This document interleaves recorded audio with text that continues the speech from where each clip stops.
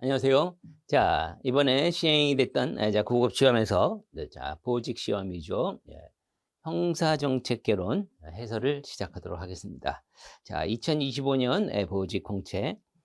올해 시험 같은 경우에는 작년보다 약간 어려운 정도? 그래서 많이 어렵진 않았지만 작년보다는 좀 몇 개 정도 어려운 문제가 작년에 난이도 상급이 없었다면 올해는 이제 한두 개 정도 난이도 상급 문제가 나오는 한 그 정도 수준으로 문제가 출제가 됐습니다. 그래서 일단 출제 난이도는 이제 그렇게 되고요. 그다음에 이제 출제 비중이 또 관심이 많으실 텐데, 자, 형사정책 파트에서 법령과 이론. 법령이 12문제 나왔고, 이론이 8문제, 이렇게 출제가 됐습니다. 상대적으로 법령 부분이 출제가 높았죠. 다른 때는 비슷하거나 이론이 약간 높은 경우도 있었는데, 이번에는 법령의 출제 비중이 조금 더 높았습니다. 법령 중에는 소년법이 3문제 나왔고요. 소년법은 늘 출제 빈도가 높은 편입니다. 그 다음에 전자장치 부착법하고 보호관찰법 있죠.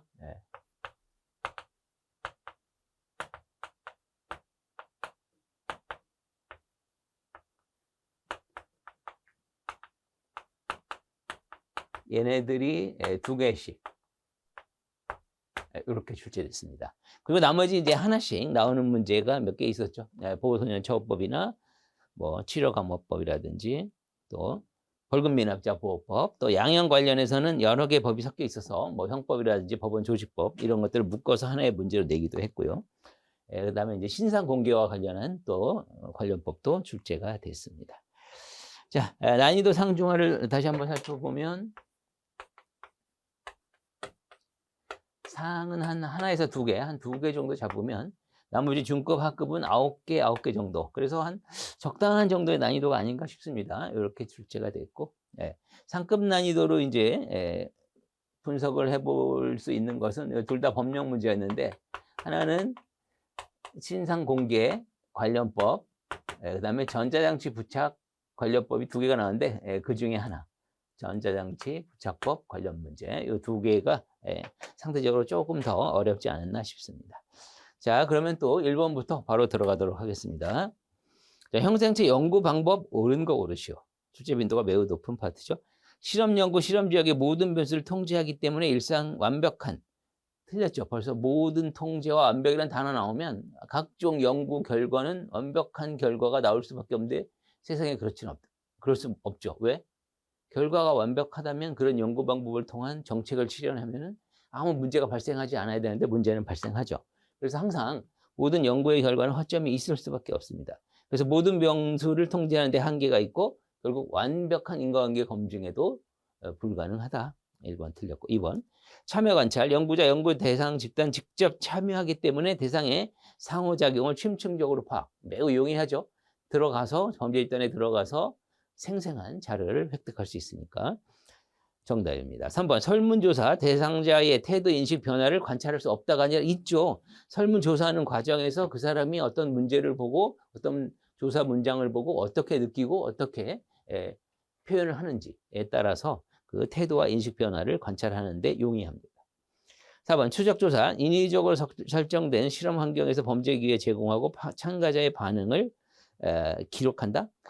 인위적으로 실험된, 이건 실험적 연구 방법이고요. 추적조사와는 관계가 없습니다. 추적조사는 일정한 시간 간격을 통해서 추적해서 관찰하면서 어떻게 변화하는가를 관찰하는 것이고, 4번 지문은 실험적 연구 방법이다. 자, 2번 문제, 사이크스와 마차의 중앙기술, 출제 빈도가 높죠. 비난자에 대한 비난입니다. 여러분들은 2번을 고를 수밖에 없죠. 자, 사회 지도층 역시 부패하거나 범죄 저지르기 때문에 범죄가 특별히 비난받을 이유가 없다.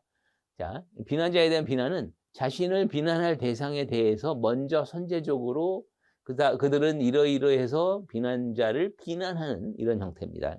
사회 지도층에 대해서 자신을 비난할 사회 지도층을 비난하는 방식 맞고요. 1번은 그럼 뭘까요? 자신의 행동으로 타인의 직접 피해를 입지 않았다. 타인이 내가 어떤 행동을 한 거에 대해서 피해를 입지 않았다라고 하는 것은 내가 한 것은 가해 행위가 될 수 없다. 가해의 부정이죠. 3번 자신의 행위로 피해자가 발생할 가능성을 인정하지만 피해자는 마땅히 그런 대우를 받을 만한 사람이다. 피해자가 평소에 나쁜 짓을 많이 한 사람이기 때문에 피해를 받을 만한 자격이 없다. 피해자라고 할 만한 자격이 없다. 피해자의 부정입니다.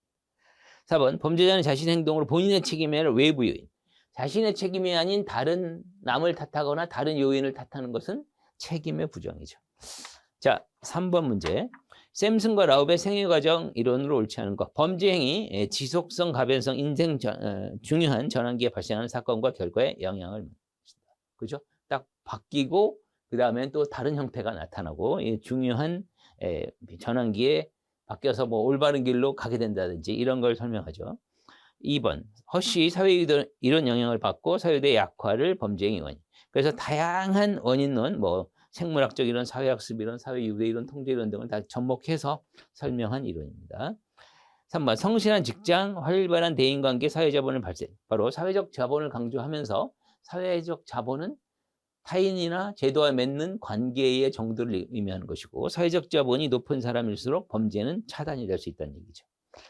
4번이 정답이죠. 범죄를 중단하는 데서 결정적인 전환점은 체포나 수감이 아니죠. 일단 문장으로 봤을 때 잘못을 저질러서 체포나 수감이 됐다면 범죄가 중단되는 게 아니라 오히려 범죄가 더 악화될 여지가 높은 겁니다. 이 중단하는 결정적인 전환점은 샘슨과 라웁 4대 사건으로 얘기하는데 결혼, 군입대, 구직 또는 자신의 환경과 이웃의 변화 이렇게 4가지로 다루고 있습니다. 그래서 체포수감은 전환점과는 관계가 없다. 자, 4번 소년법상 소년의 선고에 대한 옳지 않은 것. 소년법상 소년인지 여부는 사실심 판결 선고 시 아주 대표적이고 중요한 판례죠. 벌문심이 아니라 사실심 판결 선고 시까지입니다. 자, 그다음에 2번 죄를 범할 당시 18세 미만인 소년에 대해서 사형 무기는 바로 우리 소년법에 있는 것처럼 15년 유기죠. 유기징역. 그다음에 3번 소년이 법정으로 장기 3년 이상 유기에 해당하는 경우 장기와 단기를 정해서 자, 이 앞에 것도 잘못됐죠. 제가 해설에 밑줄을 안 거놨는데 장기 3년이 아니라 장기 2년 이상의 유기형입니다. 그죠? 2년 이상의 유기형이고 그다음에 장기 단기 정하고 뒷부분도 숫자가 하나 잘못됐죠. 장기는 10년, 단기는 3년이 아니라 5년을 초과할 수 없죠. 그래서 2군데가 잘못됐습니다. 자, 4번 소년에 대한 부정기형을 집행하는 기관의 장은 형의 단기가 지난 소년범의 행위 성적이 양호하고 규정의 목적 달성했다고 인정하는 경우 관할지방청 검사의 지휘에 따라 집행을 종료시킬 수 있다. 이것도 시험에 많이 나오는 옳은 집행 종료에 관한 옳은 지문입니다. 자, 5번 보호관찰법상 수용보호에 대한 설명 옳은 것은 보호장비에는 수갑, 보습, 가스통, 전자치용역기, 머리 및 발목 보호장비, 보호복. 아닌 게 2개 들어있죠? 발목 보호장비와 보호복은 관계없습니다. 보호소년에 사용하는 보호장비는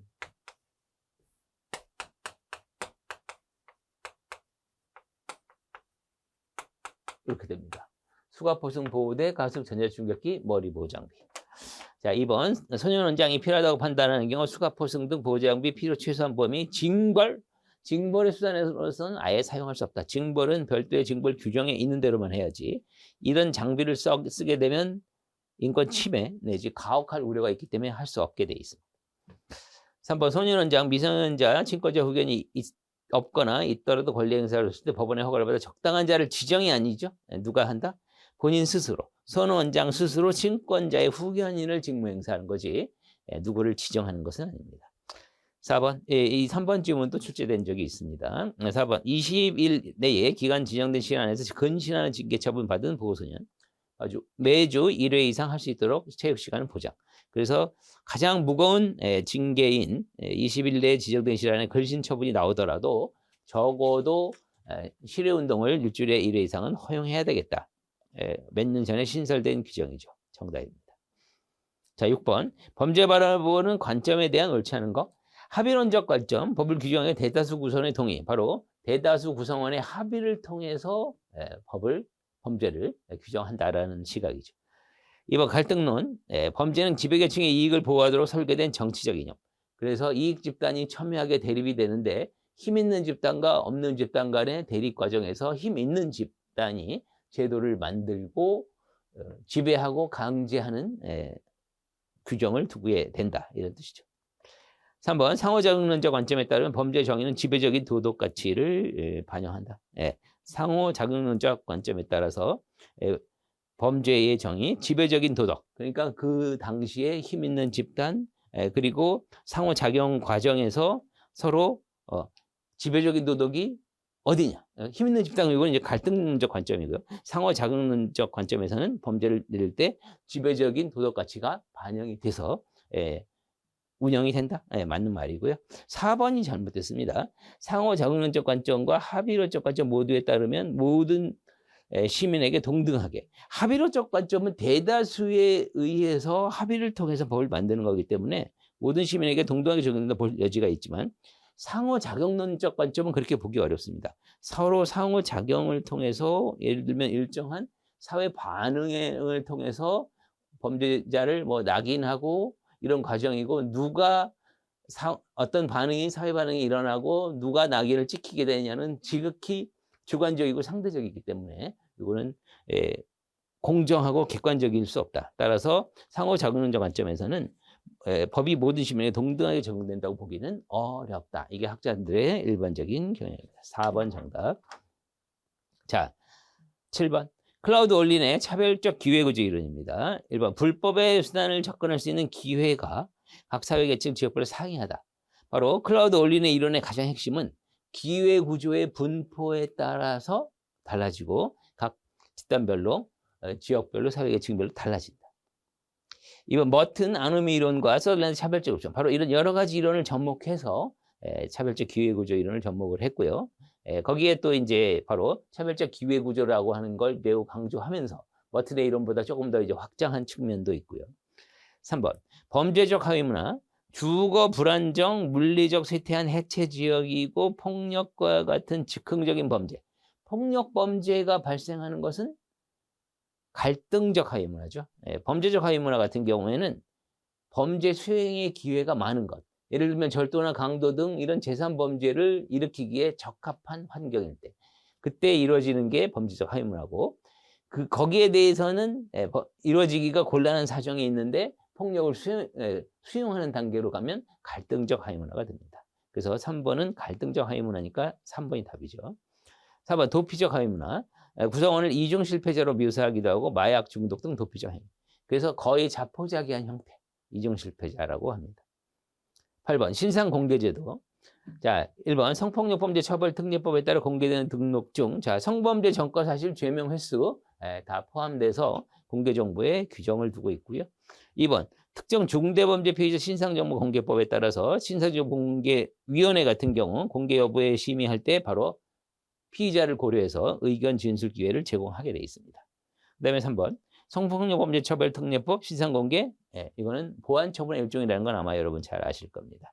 자, 그 다음에 4번 검사는 공소 제기 시까지 특정 중대범죄 사건이 아니었으나 재판 과정에 중대범죄 사건으로 공소사실이 변경이 되는 경우가 있을 수 있겠죠. 이때 성년인 피고인에 대해서 공개를 촉구할 수 없다. 미성년자만 제외한답니다. 따라서 성년일 때에는 공개할 수 있답니다. 여기는 의도적으로 지문에 성년이라는 단어가 나왔기 때문에 이때는 공개 청구를 할 수 있도록 되어 있겠다라는 거, 그죠? 법을 정확히 모르더라도 아마 추리가 좀 가능했을 것 같습니다.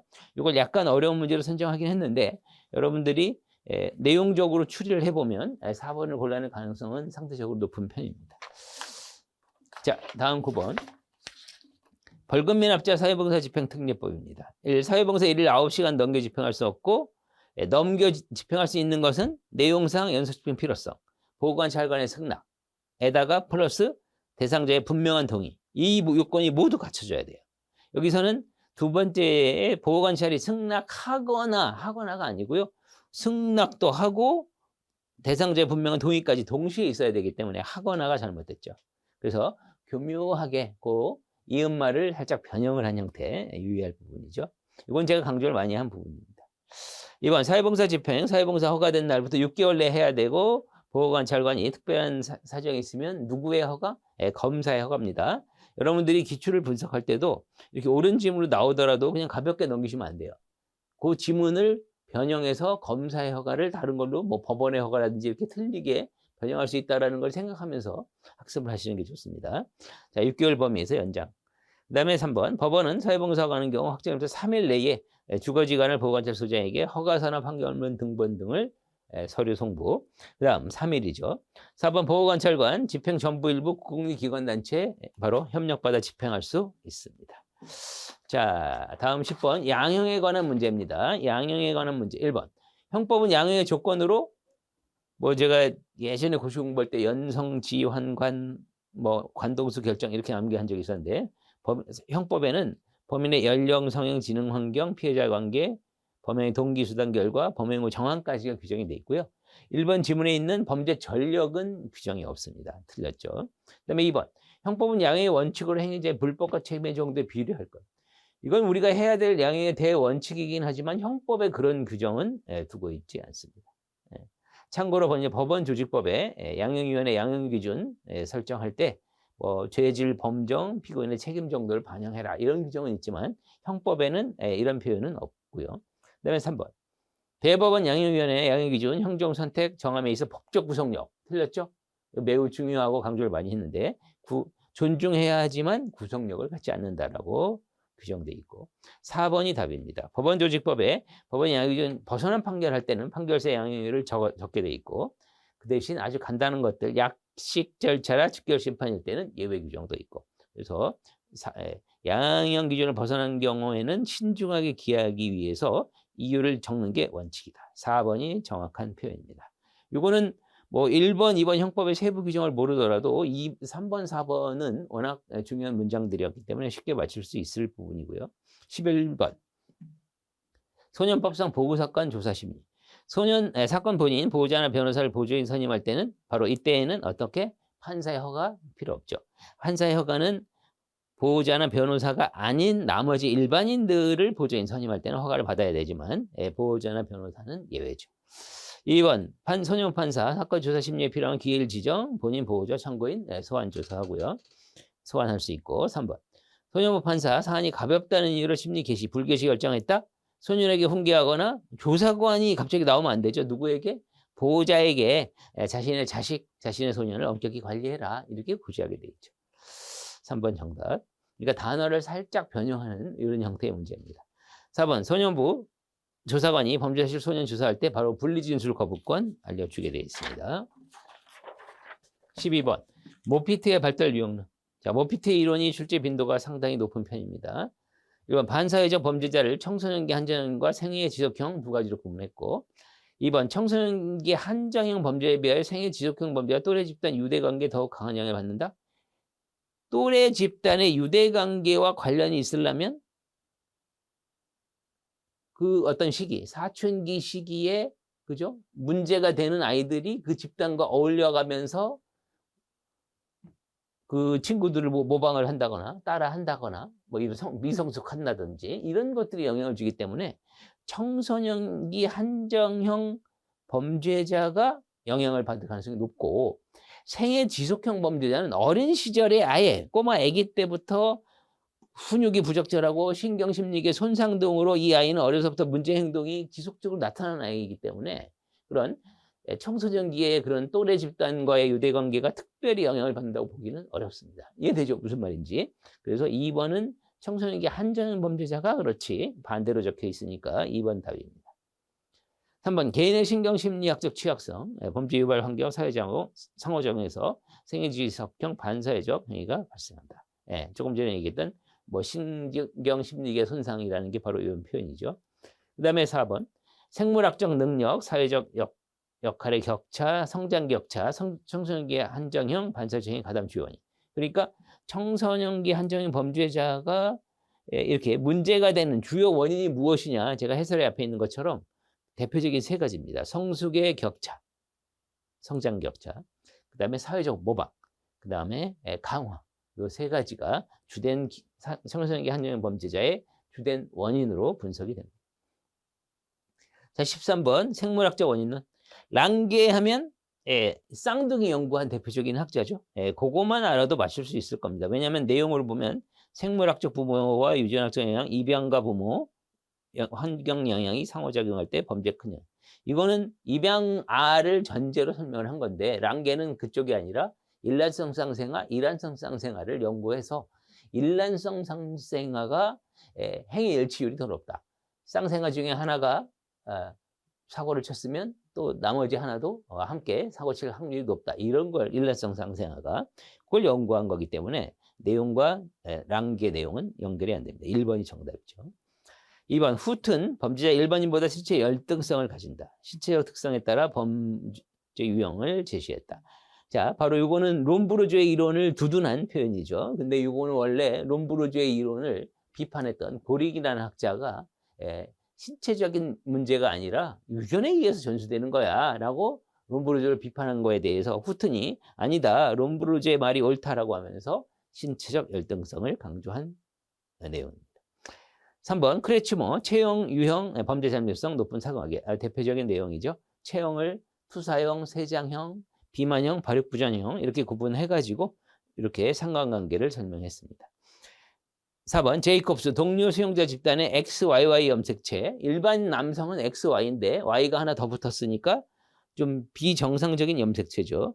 그래서 정상 집단 비율보다 더 높다. 그래서 이 수용자 집단에는 XYY형이라는 이런 게 있어가지고 이 사람들은 뭐 특별히 신장이 크거나 지능이 좀 낮고 뭐 여성과의 관계가 제대로 이루어지지 않고 이렇게 다양한 걸 이제 분석을 하는 학자가 제이콥스 정확합니다. 자, 14번 보호관찰법상 보호관찰제도 옳지 않은 거. 1. 보호관찰 법원의 판결 결정 확정 또는 가석방 임시 퇴원된 데부터 시작된다. 아주 기본적이고 중요한 문장이죠. 그다음에 2번 보호관찰법에 따라 유치된 사람 보호관찰 조건으로 선고유예가 실효된 경우 이때 바로 실효가 됐기 때문에 유치기간 형기에 산입하게 돼 있고요. 3번 요거는 이제 판례인데 이게 틀린 지문 정답이죠. 근로기준법 위반한 피고인에 대해서 형 집행을 유예함과 동시에 집행유예 기간 동안 보호관찰법을 명하면서 보호관찰 기간 중 노조 지부장 선거 후보에 출마하는 등 선거 개입하지 말 것이라는 내용의 특별준사항을 부과한 경우 피고인의 자유를 부당하게 제한하는 것 위법하다? 그렇지 않습니다. 바로 이런 범행의 이런 우리 판결문을 보면 범행의 이런 동기, 내용, 지위 등등등을 고려했을 때 바로 특별 준수사항을 부과할 필요가 있기 때문에 원심이 부과한 특별준수사항은 정당하다로 봤어요. 위법이 아니라 적법하다죠. 자, 4번 보호관찰소장은 보호관찰법의 구인, 긴급구인에 따라서 대상자 구인하게 되면 유치 허가 청구 안 하면 몇 시간? 48시간 내에 석방하게 되어 있죠. 자, 3번 판례를 모르더라도 이 문제는 맞출 수 있는 문제입니다. 판례 문제라고 해서 두려워할 거 없어요. 네 가지가 전부 판례라면 판례 모르고는 맞추기 어렵지만 이 문제 같은 경우에는 3번만 판례고 나머지 1, 2, 3번, 4번은 법령 문제고 이 법령 지문들은 시험에서 우리 공부할 때 매우 중요한 법령이고 당연히 알고 있어야 되는 내용이기 때문에 상대적으로 3번을 고를 수밖에 없는 문제였습니다. 자, 15번. 치료감호법 치료명령제도. 치료감호와 치료명령. 1번. 형법 10조 2항의 심신미약 피치료감제 수용했다. 심신상실이나 미약자는 몇 년? 15년을 초과할 수 없죠. 그 다음에 2번.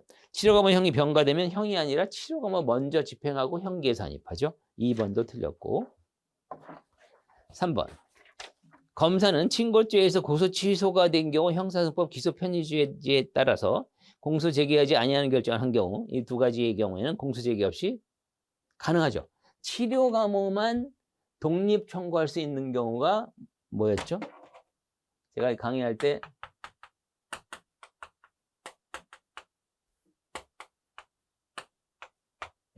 이런 식으로 심친반기 이렇게 이제 설명을 하는데 심신 상실자 형법 10조 1항에 해당이 되는 경우죠. 그 다음에 친고죄, 반의사 불벌죄, 그 다음에 형사소송법상 기소유예제도. 이 네 가지입니다. 우리 법은 이 두 개는 묶여 있어 세 개로 규정이 되어 있지만 저는 편의상 이렇게 네 개로 설명을 하고요. 이때는 책임이 없기 때문에 형사처벌 공소제기는 할 수 없지만 이때 치료감호만 독립적으로 청구할 수 있고 친고죄나 반의사 불벌죄 같은 경우에는 그죠? 고소고발이 없거나 피해자의 명시하는 의사에 반하여 논할 수 없는 범죄인데 명시하는 의사가 처벌을 원치 않는다라고 한다면 처벌할 수 없지 공소제기 못하지만 치료감호만 독립 청구할 수 있고 검사의 기소유예 재량으로 공소제기 안 하면서 치료감호만 독립 청구할 수 있고 이렇게 네 가지입니다. 자, 그래서 이게 정답이죠. 그 다음에 4번 성폭력 범죄 저지른 정신성적 장애 중도 약물치료법의 약물치료 대상자가 아니고 치료감과 약물치료가 함께 청구될 수 없으므로 치료감과 약물치료 선고하는 부적법 틀렸죠. 이러한 경우 우리 판례를 보면 함께 청구할 수 있다. 함께 청구할 수 있을 때 이러이러한 경우에 하나요?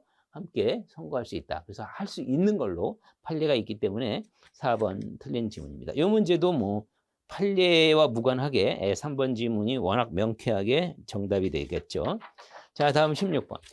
소년법상 보호 처분에 대한 설명 옳지 않은 것.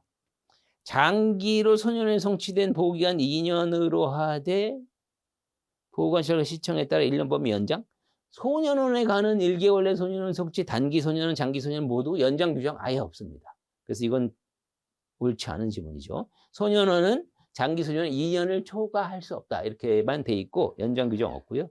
이것과 유사한 형태로 규정된 거는 보호관찰이죠. 보호관찰 중에서 장기보호관찰. 장기보호관찰이 기본 2년에다가 1년까지 초과할 수 있는 규정이 있는 것뿐이지 장기소년원과는 전혀 관계없습니다.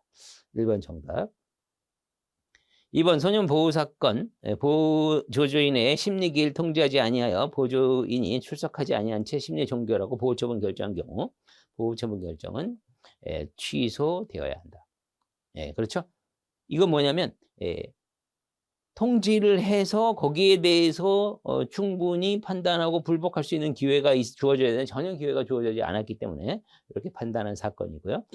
그다음에 3번 보호시설에 감호 처분을 받은 소년이 시설에 위탁되는 이탈하게 되면 바로 정지됐는데 다시 잡혀 들어오면 재위탁이 된 때 진행 맞습니다. 4번 보호관찰과 단기보호관찰 처분할 때 단기 또는 장기보호관찰 둘 다 규정되어 있습니다.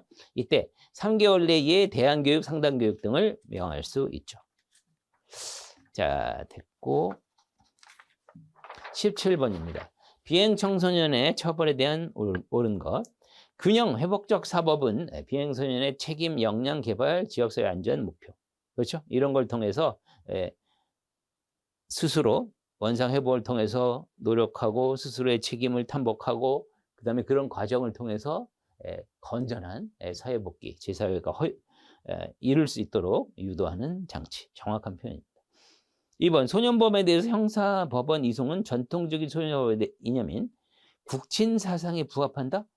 틀렸죠. 국친사상이 뭔지 의미만 알면 이건 잘못됐다는 걸 알 수 있을 거예요. 국친사상이라고 하는 것은 국가가 범죄 소년에 대해서 후견인적 역할을 하는 거예요.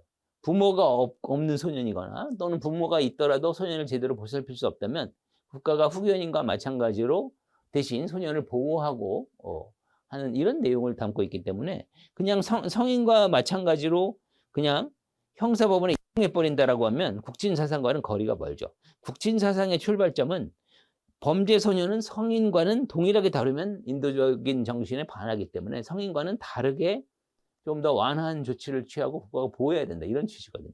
그래서 2번 틀렸고 3번 바톨라스의 의료모형 비행심선 자유의지로 저지른 아니죠.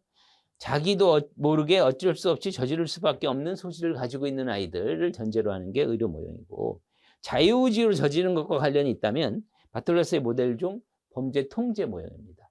범죄 통제 모형은 자유의지로 범죄를 저지른 자에 대해서 성인과 마찬가지로 강력한 처벌과 통제가 따라야만 범죄가 줄어들 것이다. 이거죠. 4번 소년사법에 있어 비시설 수용은 구금으로 인한 폐해를 막고 성인교도소 아닌 소년 전담교정시설의 수용이란 단어가 들어가면 안 돼요. 비시설 수용이란 말은 시설에 수용하지 않는 조치를 의미하는 거기 때문에 별도의 시설에 수용한다는 개념이 아니라 이때는 시설에 수용하지 않고 소년을 보호할 수 있는 뭐 가족이나 학교, 사회복지시설 등으로 보내서 그쪽에서 아이를 보호할 수 있도록 하는 조치지 시설 수용 안 하는 게 핵심입니다. 자, 18번 전자장치 부착법에 대한 설명 옳은 것은 만 19세 미만의 자에 대해 전자장치 부착명령을 선고할 수 없다가 아니라 19세 미만에 대해서 부착명령을 선고는 가능하죠.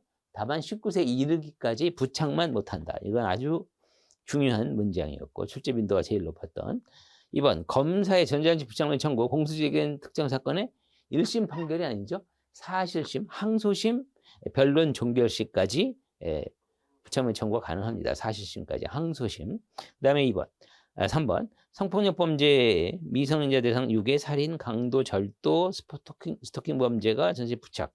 부착 대상 중 최근에 스토킹 범죄가 추가되긴 했는데 여기는 강도 옆에 절자가 살짝 들어가서 절도 범죄는 관계가 없기 때문에 부착 대상 아닙니다. 3번 틀렸고. 4번 보호관찰 부과된 사람의 전자의 부착 기간, 보호관찰 기간 초과할 수 없고. 맞죠?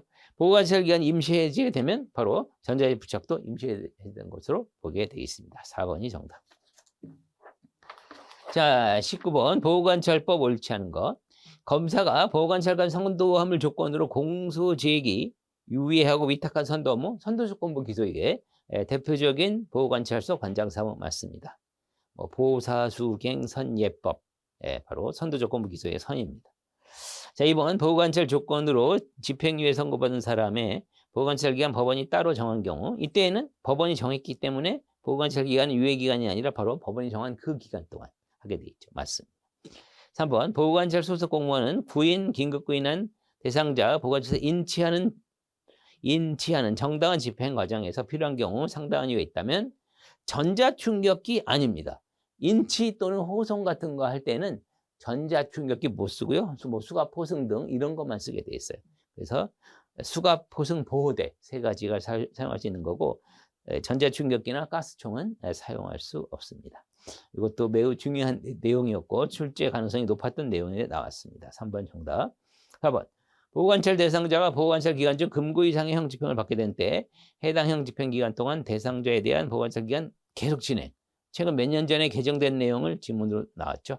종료되는 게 아니라 계속 진행하고 종료 면제 대상자가 나중에 출소가 되고 가석방이 될 때 보호관찰 계속 진행하다가 안 남으면 어쩔 수 없지만 남은 기간이 있다면 그 기간 동안 받는다. 이렇게 돼 있죠. 중요한 문장입니다. 자, 다음 20번. 전자장치 부착법상 스토킹 행위자에 대해서 부착. 이게 약간 어렵게 출제된 것으로 파악이 됩니다. 1번 보호관찰 소장은 잠정조치 집행을 종료한 날부터 5년이 경과한 때 수신자를 폐기하라는 규정이 있습니다. 1번이 옳은 지문 정답이고요. 자, 나머지는 어디가 틀렸나 봅시다. 2번 전자장치 부착 결정을 받은 행위자 결정일부터 30일 내에 보호관찰 출석, 보호관찰 지시에 따라 부착해야 된다. 결정일로부터 30일이 아니고요. 법원이 지정을 하게 되어 있습니다. 법원이 지정하는 일시에 부착받게 되어 있고. 3번 스토킹 행위자 전자장치 부착은 잠정조치 기간이 경과하거나 효력을 상실한 때 집행이 종료되고 그 다음에 변경 취소된 때 이때도 종료 사유예요. 그래서 기간의 경과, 효력 상실, 그 다음에 잠정조치의 변경 취소 모두 잠정조치 할 필요가 없기 때문에 3가지 다 종료 사유입니다. 그 다음에 4번 법원은 스토킹 범죄 처벌법상 긴급 응급조치 잠정조치로 전자장치 부착을 하는 경우 결정문의 등본을 스토킹 행위자 주거지관을 보호관찰소장에게 송부해야 된다. 여긴 2군데가 문제가 있는데 지금은 이제 스토킹 행위자에 대한 전자장치 부착에 관한 규정이잖아요. 근데 스토킹 범죄 처벌법도 여러분 공부하셨겠지만 긴급 응급조치는 전자장치 부착은 규정이 없습니다. 그래서 뭐 피해자의 주택에 100m 이내 접근 금지한다든지 뭐 이런 것들에 관한 것이지 긴급 응급조치는 전자장치 부착과 관련이 없기 때문에 그 긴급 응급조치 결정할 때는 이런 걸 송부할 이유가 없는 거죠. 전자장치 부착 관련된 거를. 그리고 또 하나는 어디가 문제가 있냐면 뒤에 그 결정문 등본을 스토킹 행위자 주거지 보호관찰소장 요거는 맞는데 앞부분에 관할 경찰서장이 추가됩니다. 경찰서장과 보호관찰소장에게 송부하게 되어 있습니다. 그래서 2군데의 흠을 만들어 놓은 문제가 되겠습니다. 네, 이렇게 해서 다 풀어봤습니다. 자, 여러분 보시다시피 또 쉬운 문제는 상당히 쉽고요. 물론 이제 사람마다 난이도에 대한 느낌은 차이가 있을 수 있지만 그동안 착실하게 학습했던 학생이라면 꽤 괜찮은 득점을 할 수 있는 정도의 난이도가 아닐까. 물론 작년보다는 조금 더 어려워지긴 했습니다. 근데 몇 개 정도 어려워지긴 했지만 많이 어려운 수준 정도는 아니다. 이렇게 판단이 되고요. 향후에 또 앞으로 시험을 준비하시는 분들은 이런 기출을 반영을 해서 또 이 최근 문제도 기출에서 나왔던 지문들이 되게 많습니다. 기출의 어떤 중요성을 다시 한번 느낄 수 있는 그런 문제가 아니었나 생각이 듭니다. 자, 이상으로 해설을 마치겠습니다.